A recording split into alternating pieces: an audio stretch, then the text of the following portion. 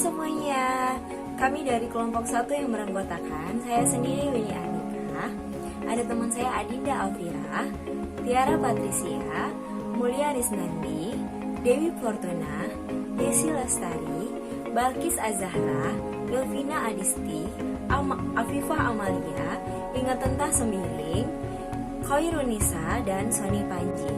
Pada kesempatan kali ini, kami akan menjelaskan materi tentang komunikasi dalam perspektif ilmu di mata kuliah Psikologi Komunikasi dengan dosen pengampu Syafrizal SPC Empathy.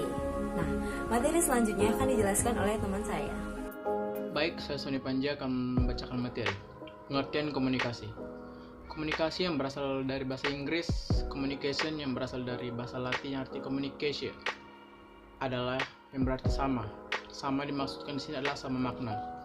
Jadi, pengertian dari komunikasi dapat kita ambil yaitu membangun kebersamaan antara dua orang atau lebih. Pendapat para ahli mengenai pengertian komunikasi.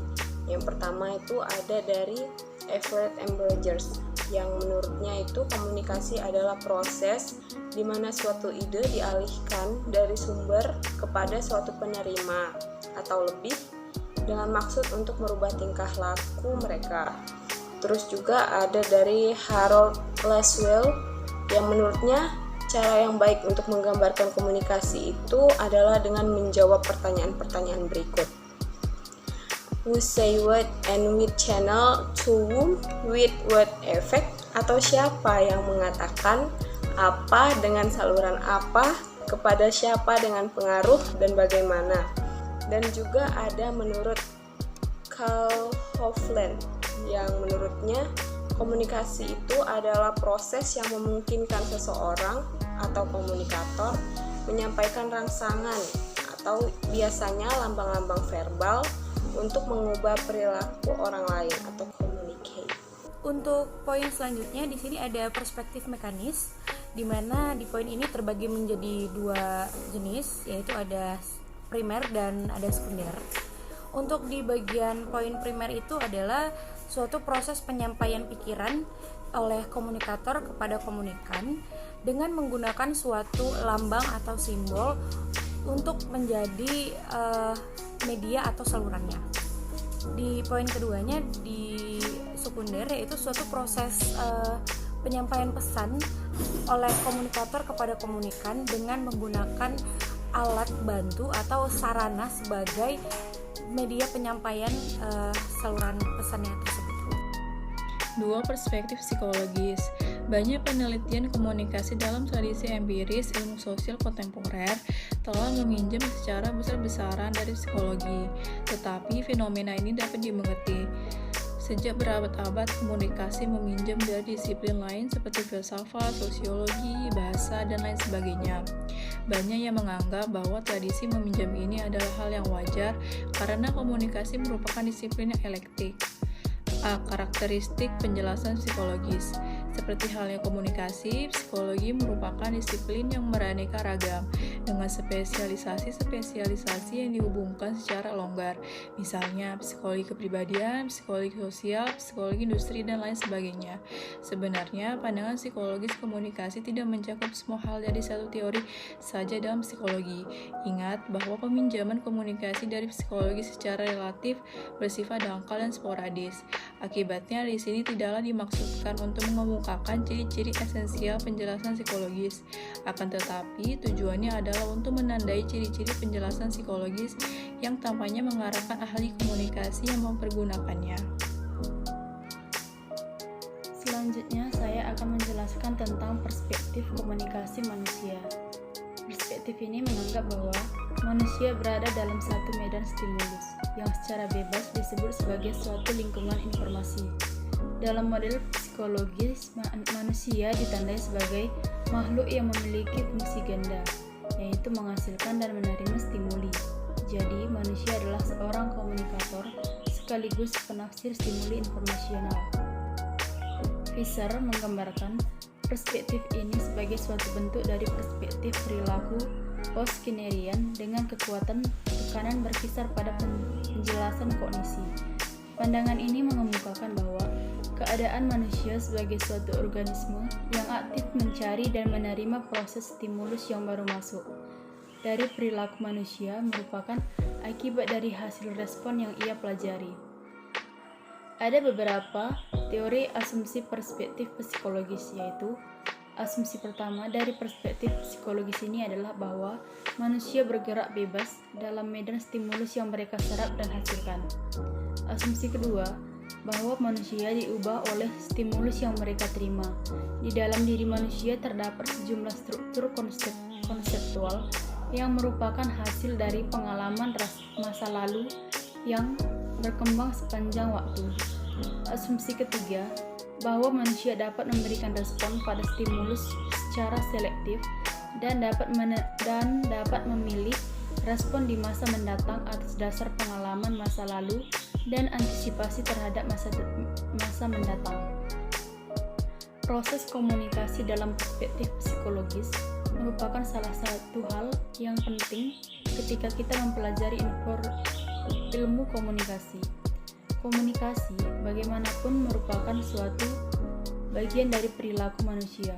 Proses pertukaran informasi dan pesan dari individu satu ke individu lainnya merupakan bagian dari perilaku yang bisa diamati. Psikologi sendiri merupakan sebuah ilmu yang mengamati perilaku manusia. Maka tidak heran jika kemudian kita bisa melihat proses komunikasi ini dari sudut pandang psikologis. Ada beberapa jenis komunikasi, yaitu yang pertama komunikasi intrapersonal. Komunikasi intrapersonal merupakan komunikasi yang terjadi di dalam diri individu. Yang kedua ada komunikasi interpersonal. Komunikasi interpersonal merupakan komunikasi yang melibatkan dua orang atau lebih individu. Ini juga memiliki banyak pola tertentu yang bisa diamati. Yang terakhir ada komunikasi kelompok. Komunikasi kelompok memiliki hubungan yang lebih luas lagi di dalam komunikasi, tentu melibatkan antar kelompok. Sejumlah individu bisa saling bertukar pesan atau informasi. Ini merupakan jenis komunikasi yang lebih luas dibandingkan dengan sebelumnya. Komunikasi antar kelompok ini bisa menjadi hal yang cukup penting. Selanjutnya akan dijelaskan oleh teman saya. Di sini ada perspektif interaksional. W.S. dan Turner 2008 mengatakan bahwa komunikasi sebagai pertukaran makna dengan adanya umpan balik yang menghubungkan antara sumber pesan dan penerima pesan. Nah, dengan kata lain, proses komunikasi dalam perspektif interaksional ini digambarkan sebagai proses yang terjadi secara dua arah. Selanjutnya karakteristik dari perspektif interaksional yang terbagi 4, yaitu hakikat diri, hakikat lambang, hakikat sosial, dan hakikat manusia. Yang pertama hakikat diri, di mana individu menyaring pengalaman melalui konsep yang diperolehnya maupun yang bersifat semi permanen. Individu bertindak atas pengalaman dan perorganisasian tindakan pada masa silam, masa sekarang, dan masa yang akan datang atas penafsirannya tersebut.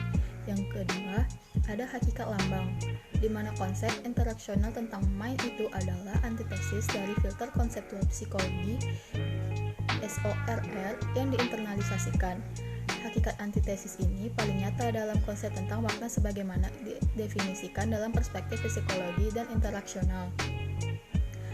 Yang ketiga, ada hakikat manusia, di mana manusia terlibat dalam interaksi diri dengan diri sebagai objek dan penafsir aktif dalam waktu yang bersamaan, dan merupakan seorang makhluk yang dinamis dengan karakteristik utamanya adalah bertindak terhadap lingkungan dan diri sendiri pada waktu yang bersamaan pula. Yang keempat, yang terakhir nih, ada hakikat sosial, yang dimana perilaku manusia berbeda dengan yang lain, serta bersifat sosial yang terdiri dari tindakan. Karena itu, manusia secara inheren adalah organisme aktif secara sosial yang proses penafsirannya yakni kemampuan simbolisnya. Sumber dari perspektif interaksional komunikasi manusia adalah interaksionalisme simbolis dalam sosiologi pada kehidupan manusia. Perspektif ini memandang bahwa dalam perkembangan masyarakat ilmiah, komunikasi terjadi karena adanya indikasi yang jelas dari interaksi yang terjadi dalam kehidupan sehari-hari. Baik, selanjutnya ada interaksi simbolik didasarkan pada premis-premis berikut. Yang pertama ada individu merespon suatu situasi simbolik.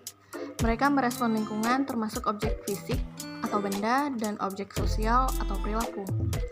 Berdasarkan makna yang dikandung komponen-komponen lingkungan tersebut bagi mereka. Nah, kemudian mereka menghadapi situasi, respon mereka tidak bersifat mekanis, tidak pula ditentukan oleh faktor-faktor eksternal, dan respon mereka bergantung pada bagaimana mereka mendefinisikan situasi tersebut.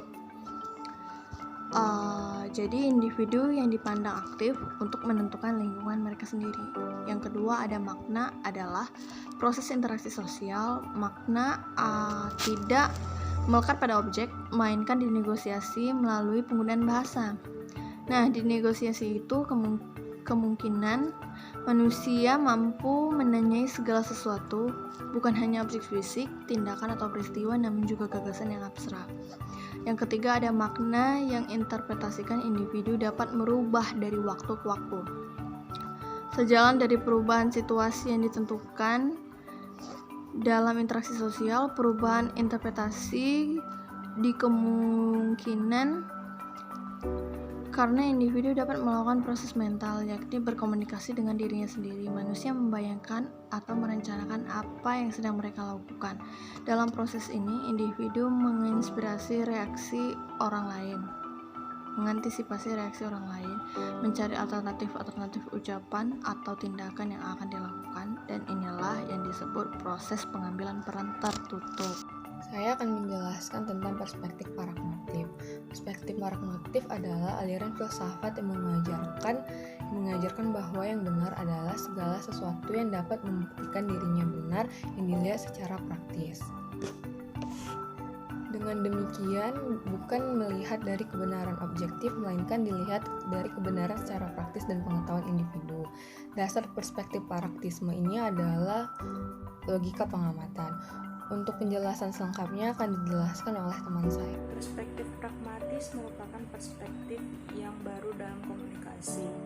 Perspektifnya pun berdasarkan pada asumsi sistem dan informasi. Teori sistem merupakan seperangkat prinsip yang sifatnya secara longgar dan amat abstrak, yang biasanya itu mempengaruhi jalan pikiran kita, tetapi bisa berbagai penafsirannya.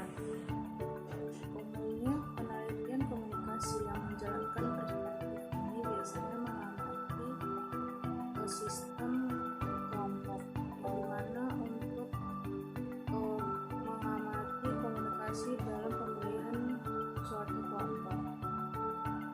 Komponen yang khas dalam perspektif pragmatis ini yaitu dilihat dari bagaimana kelompok itu berkomunikasi, karena hal yang mendasar dari komunikasi itu merupakan tindak atau perilaku yang dijalankan individu tersebut dalam berkomunikasi baik secara verbal maupun non-verbal. Beberapa sistem komunikasi merupakan sistem yang terus berlangsung sebagai suatu sistem dalam periode yang panjang. Karakteristik sistem komunikasi yang sedang berjalan adalah pola interaksi, fase, dan siklus. Sepanjang periode waktu yang lama, pola pikir, interaksi, dan fase-fasenya dapat saja berubah, mungkin karena adanya perubahan lingkungan atau perubahan struktural dalam sistem tersebut, karena anggotanya masuk dan meninggalkan sistem tersebut.